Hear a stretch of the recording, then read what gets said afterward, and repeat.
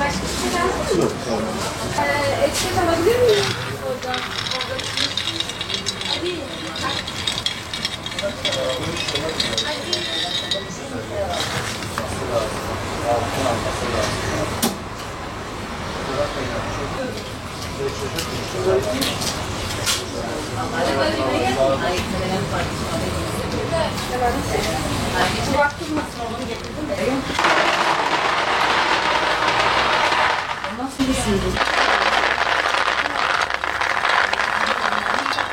Bu sene fındıkta don yediği için fındık fiyatı %200 söyle fiyatı arttı. Yani geçen seneye göre, hatta daha sene demeyelim, 2 ay öncesine kadar da 400-500 liraya sattığımız fındık şu an günümüzde kilosu 1190 TL. İç fındık. Yani birdenbire bir yükseliş oldu.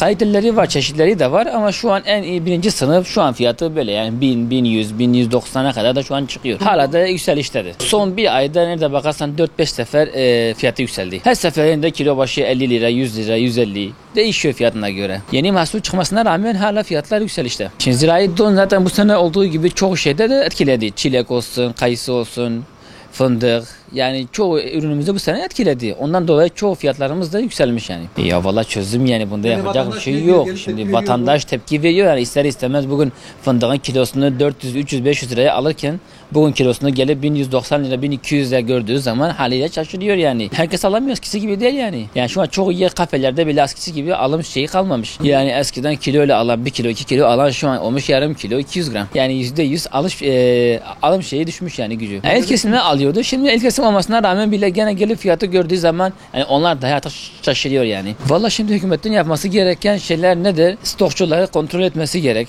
Yani bu ürünü önceden elinde bırakıp da fiyatının yükselmesini bekleyenleri, tedarikçileri kontrol etmesi gerekiyor yani. Halk şu an bunun sayını çekiyor. Yani stokçulara bakarsa, kontrol ederse, yani gerekli depolara falan bakarsa, yani emin o fiyatta da düşüş olacağını tahmin ediyorum. Ya alamıyoruz. 1200 lira nereden alacağız?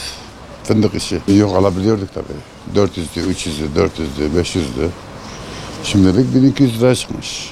Nasıl Alamıyoruz. olacak? Ne olacak o halimiz, Allah bilir ne olacak. Önerimiz nedir? Milletin alabilmesi için gereken yapılamıyor zaten. Zaten alamıyoruz. Onu söylemeye gerek yok. O zengin ürünü tabii başka. Lüks oldu. Lüks oldu. Hepsi, bütün ürünler lüks oldu. Hangisi alabiliyoruz? Ya biz almamışız zaten. Bir senedir almamışız fındık.